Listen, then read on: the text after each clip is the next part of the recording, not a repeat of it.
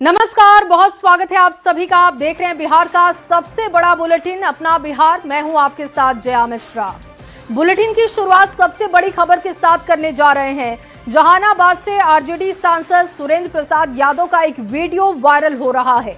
Viral video में सांसद vote नहीं देने वालों को खुलेआम गाली देते हुए दिखाई दे रहे हैं। सांसद आरजेडी के कोर वोटर माने जाने वाले यादव समुदाय पर भी अभद्र भाषा का इस्तेमाल करते हुए देखे गए। आरजेडी सांसद के इस वीडियो को देखकर ये सवाल उठ रहा है कि क्या जनता जाति देखकर वोट देगी? वोट नहीं देगी तो क्या गाली सुनेगी? दिखाते हैं आपको ये खास रिपोर्ट।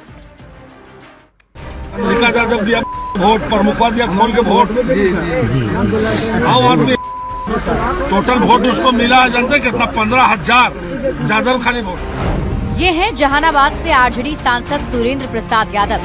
सांसद सुरेंद्र प्रसाद यादव का एक वीडियो सोशल मीडिया पर वायरल हो रहा है। जब दिया वोट प्रमुखवा दिया खोल के वोट आम आदमी। वायरल वीडियो में सांसद को खुलेआम गालियां देते सुने जा रहा है। उनका हर वाक्य गाली से शुरू हो रहा है और गाली से खत्म हो रहा है। क्या करते मुंह क्या करते? सुरेंद्र प्रसाद यादव वोट नहीं देने वाले को गंदी गंदी गालियां दे रहे हैं। यहाँ तक कि वो आरजेडी के कोर वोटर माने जाने वाले यादवों को भी गंदी गालियां दे रहे हैं। न्यूज़ 18 इस वायरल वीडियो की पुष्टि नहीं करता, लेकिन आप आरजेडी सांसद के बयान को सुनिए। जब दिया वोट प्रमुखवा दिया खोल के वोट आम आदमी टोटल वोट उसको मिला जानते कितना 15,000 जादव खाली वोट। आज जानिएगा तब ना भाई।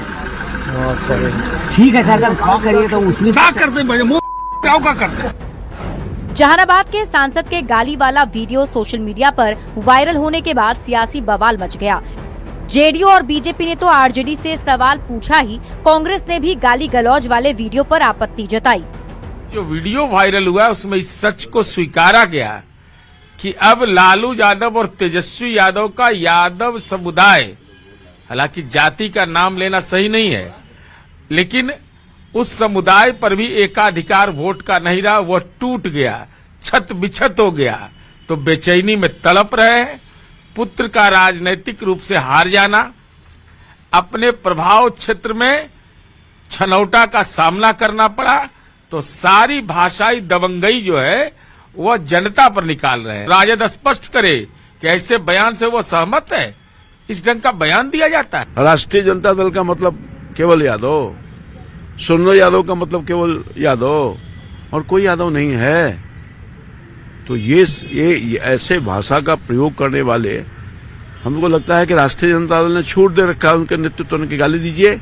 अगर नहीं दिया है अपने छूट, गठबंधन का है, गाली गलौज करने वाला आदमी असभ्य ही होगा, कुपड़ ही होगा।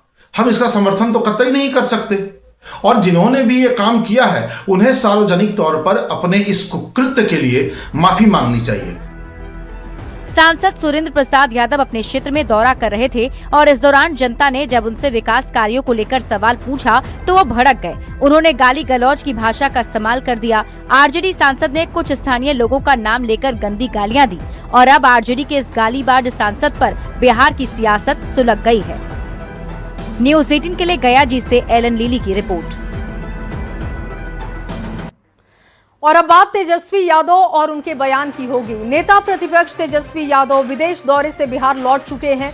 पटना पहुंचते ही तेजस्वी ने बिहार सरकार पर निशाना भी साधा और चुनाव में विपक्ष की हार का ठिकरा सरकारी व्यवस्था पर फोड़ा। विधानसभा चुनाव में हार को लेकर तेजस्वी ने एनडीए पर षड्यंत्र का आरोप भी लगा दिया है और कहा कि लोग हारे हैं, सरकारी तंत्र जीता है। ऐसे में सवाल है कि क्या तेजस्वी को जनता का फैसला स्वीकार नहीं? दिखाते हैं आपको ये खास रिपोर्ट।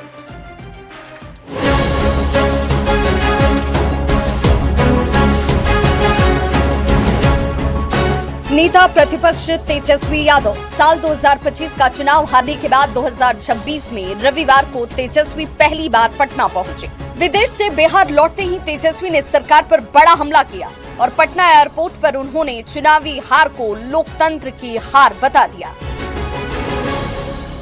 पिछले चुनाव में इस लोकतंत्र में लोक हारा है और तंत्र जीती है।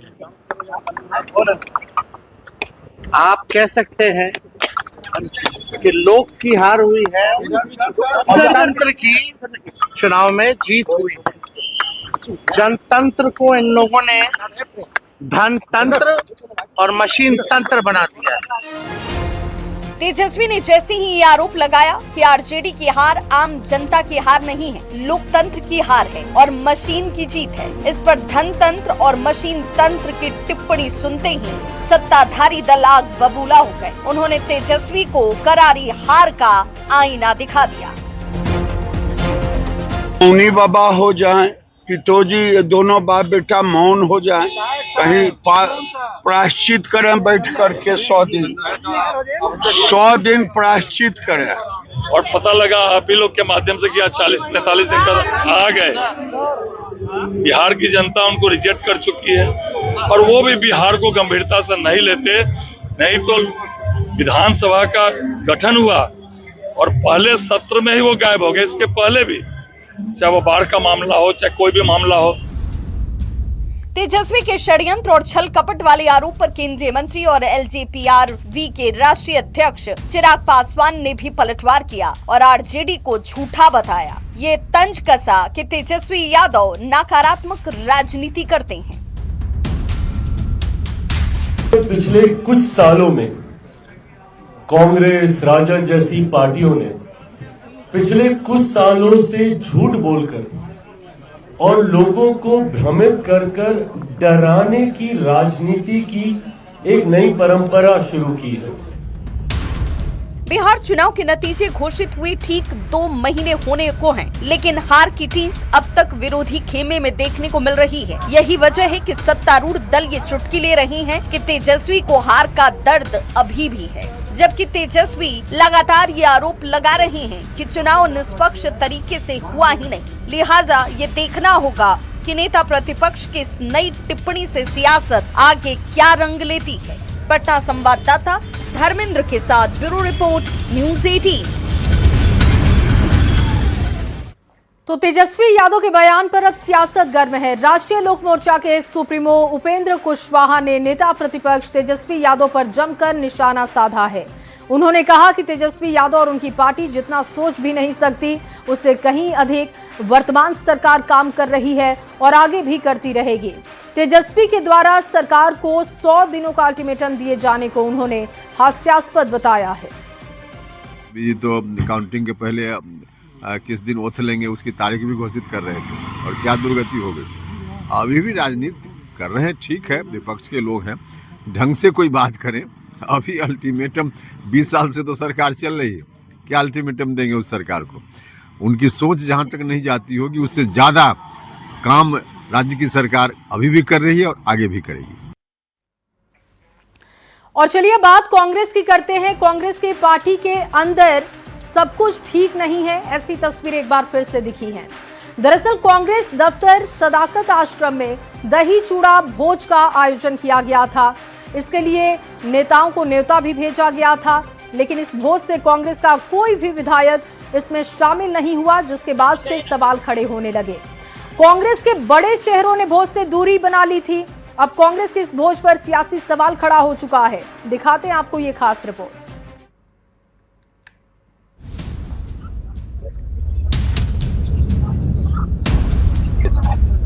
ये तस्वीरें हैं कांग्रेस के चूड़ा दही भोज की।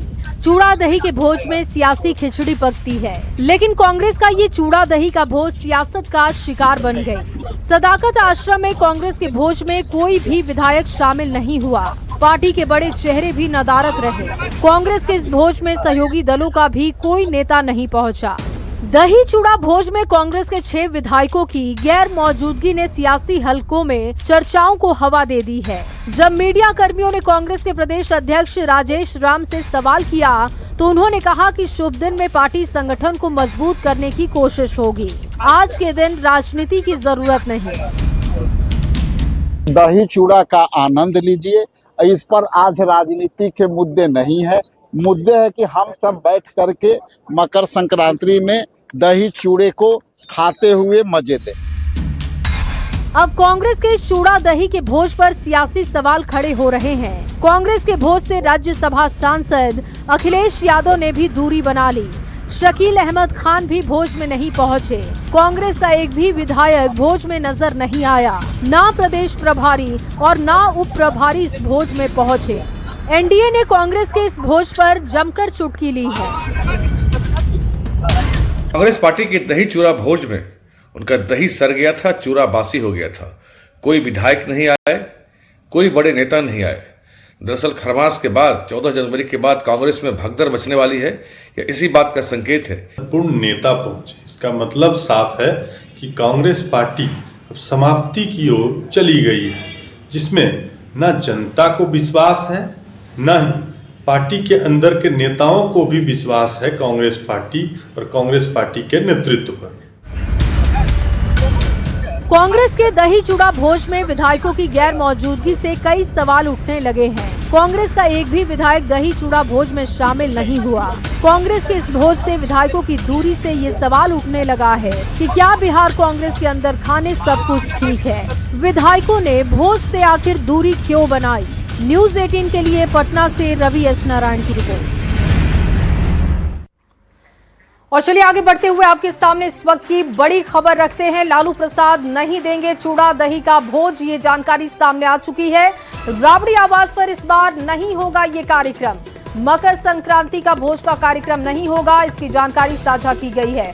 आरजेडी के प्रदेश अध्यक्ष मंगनी लाल मंडल का बड़ा बयान इस पर सामने आ चुका है।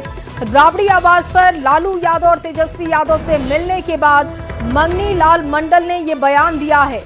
पहले ये उम्मीद जताई जा रही थी कि इस बार भी कार्यक्रम रखा जाएगा, लेकिन देखिए ये कार्यक्रम मकर संक्रांति के मौके पर नहीं होगा लालू राबड़ी के आवास पर, और ये जानकारी साझा कर दी गई है। बड़ी खबर आपके सामने, तेजस्वी यादव से लालू प्रसाद यादव से मिलने के बाद मंगनी लाल मंडल ने ये बयान दिया। लालू तेजस्वी से मिलने के बाद ये साफ किया जा चुका है कि दही चूड़ा का भोज इस बार राबड़ी आवास पर नहीं होगा। लालू प्रसाद के घर पर भोज का आयोजन नहीं रखा जाएगा।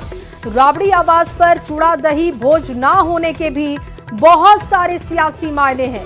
आरोप अभी लैंड फॉर जॉब मामले में तय हुआ है, कहीं उससे आहत होकर ये कार्यक्रम कैंसिल तो नहीं किया गया, इस तरीके के सवाल भी उठाए जा रहे हैं। और एमएनएस प्रमुख राज ठाकरे की भी बात कर लेते हैं। एक बार फिर से उत्तर भारतीयों के खिलाफ जहर उगल दिया है। राज ठाकरे ने कहा कि अगर ये लोग हम पर भाषा थोपने की कोशिश करेंगे तो हम इन्हें लात मारेंगे। राज ठाकरे के लात मारने वाले बयान पर कैसे अब सियासत गर्मा गई है, दिखाते हैं आपको इस रिपोर्ट में। माझा कुठच्या भाषेवर राग नाही, परंतु तुम्ही आमच्यावरती लादणार असाल तर लाथच मारू। मुंबई की एक रैली को संबोधित करते हुए महाराष्ट्र नवनिर्माण सेना के अध्यक्ष राज ठाकरे ने एक बार फिर से भाषा के नाम पर जहर उगला। हिंदी भाषा को लेकर राज ठाकरे ने उत्तर प्रदेश और बिहार के लोगों पर बेहद आपत्तिजनक बयान दिए। राज ठाकरे ने कहा कि हिंदी बिहार यूपी की भाषा नहीं, और अगर ये लोग हम पर भाषा थोपने की कोशिश करेंगे तो हम इन्हें लात मारेंगे। की यूपीच्या आणि बिहारच्या लोकांनी पहिल्यांदा नीट समजून घ्या, बाबांनो, हिंदी ही तुमची पण भाषा नाही। यूपीच्या लोकांची भोजपुरी भाषा आहे, बिहारच्या लोकांची मैथिली भाषा आहे, अवधी भाषा आहे। हिंदी भाषा तुमची पण नाही आहे। माझा कुठच्या भाषेवर राग नाही, परंतु तुम्ही आमच्यावरती लादणार असाल तर लाथच मारू। हिंदी भाषियों को लात मारने वाले बयान पर बिहार की सियासत सुलग गई है। सत्ताधारी दलों से लेकर विपक्ष तक ने राज ठाकरे पर निशाना साधा है और कहा कि इस तरह की नफरती बोली की भारत में कोई जगह नहीं है और इनके खिलाफ कानूनी कार्रवाई होनी चाहिए। राज ठाकरे जी का बयान सिर्फ असंवैधानिक नहीं, बल्कि देश को तोड़ने वाली मानसिकता का खुला इजहार है। हिंदी बोलने वालों को लात मारने की धमकी देना महाराष्ट्र का अपमान है, भारत का अपमान है। देखिए, हिंदी बोलने पर लात मारने की बात करने वालों पर जब कानून का कोड़ा चलेगा तो होश ठिकाने आ जाएगा। ये लोग जो नफरत बांटने वाले लोग हैं, जो क्षेत्र के नाम पर, भाषा के नाम पर आतंक फैलाने वाले लोग हैं, ऐसे लोगों को मानसिक अस्पताल में भर्ती करना चाहिए। राज ठाकरे अब अपनी राजनीति के गिनती के दिन गिन रहे हैं, इसलिए इस प्रकार की भाषा बोल रहे हैं। राज ठाकरे को ऐसी भाषा से बचने की मेरी सलाह है। और आज तुम धमकी दे रहे हो लात मारेंगे? शर्म आनी चाहिए तुमको। भाषा के नाम पर देश को तोड़ने वाले धर्म के नाम पर देश को तोड़ने वाले, क्षेत्र के नाम पर देश को तोड़ने वाले ऐसे लोगों को ये देश बर्दाश्त नहीं करेगा। राज ठाकरे ने रैली को संबोधित करते हुए एक बार फिर से भाषा का मुद्दा छेड़ दिया। उत्तर भारत के लोगों के खिलाफ नफरती बोल बोले। नगर पालिका चुनाव में अपने सियासी फायदे के लिए राज ठाकरे के लात मारने वाले बयान पर सियासत गर्म है। Bureau report, news 18। और चलिए बड़ी खबर आपके सामने पूर्णिया से रख रहे हैं, जहां सदर थाना क्षेत्र के होटल से एक शव बरामद किया गया है। होटल के एक कमरे के शौचालय से फल व्यवसायी का शव फंदे से लटका हुआ बरामद हुआ। कसबा विधानसभा के कांग्रेस प्रत्याशी इरफान आलम और परिजनों ने हत्या की आशंका जाहिर की है। वहीं पुलिस पूरे मामले की गहनता से जांच कर रही है। पूर्णिया से ये बड़ी खबर, जहां फल कारोबारी का शव शौचालय से बरामद किया गया है। हालांकि परिजनों की तरफ से हत्या की आशंका जाहिर की जा रही है। पुलिस हर एंगल से इस मामले को खंगाल रही है।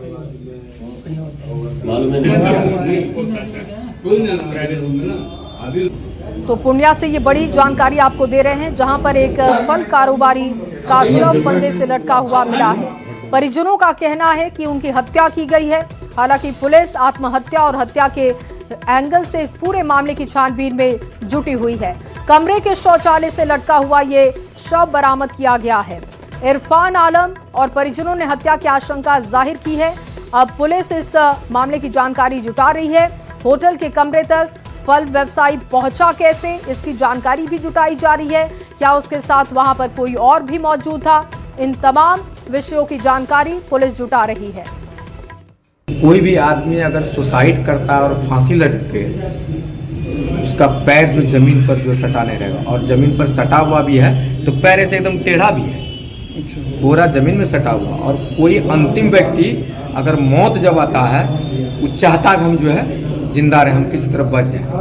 तो ये कहीं से वेंटिलेटर पर जो उसको जो है फांसी लटक के मरा है, ऐसा कहीं नहीं है। उसको जो पहले यहाँ से उसको गला दबा के मरवाया है, अब मार के फिर उसको वेंटिलेटर पर जो उसको ले जाकर टांगा गया है। और अगली खबर रोहतास से, जहां दरिहट थाना क्षेत्र में सोन नदी से एक मजदूर का शव बरामद किया गया। बताया जा रहा है कि वो बालू घाट में मजदूरी का काम करता था। आशंका जताई जा रही है कि काम के दौरान गहरे पानी में चले जाने की वजह से डूबकर उसकी जान चली गई। सूचना मिलते ही दरिहट थाना की पुलिस मौके पर पहुंची। शव को कब्जे में लिया गया। पोस्टमार्टम के लिए सासाराम सदर अस्पताल भेजा गया है। फिलहाल पुलिस इस पूरे मामले की जांच में जुटी हुई है। बालू घाट पर मजदूर की मौत की खबर मिल रही है। गहरे पानी में डूबने से मौत की आशंका जाहिर की जा रही है। हालांकि पुलिस शव को कब्जे में लेकर पोस्टमार्टम के लिए भेज चुकी है और मामले की छानबीन हो रही है। ऐसी में सोन में इनका मिला था बॉडी। अच्छा, लेकर आए हैं। क्या नाम है इनका? लाला प्रसाद। कहाँ के रहने वाले हैं? कहाँ से बॉडी मिला है?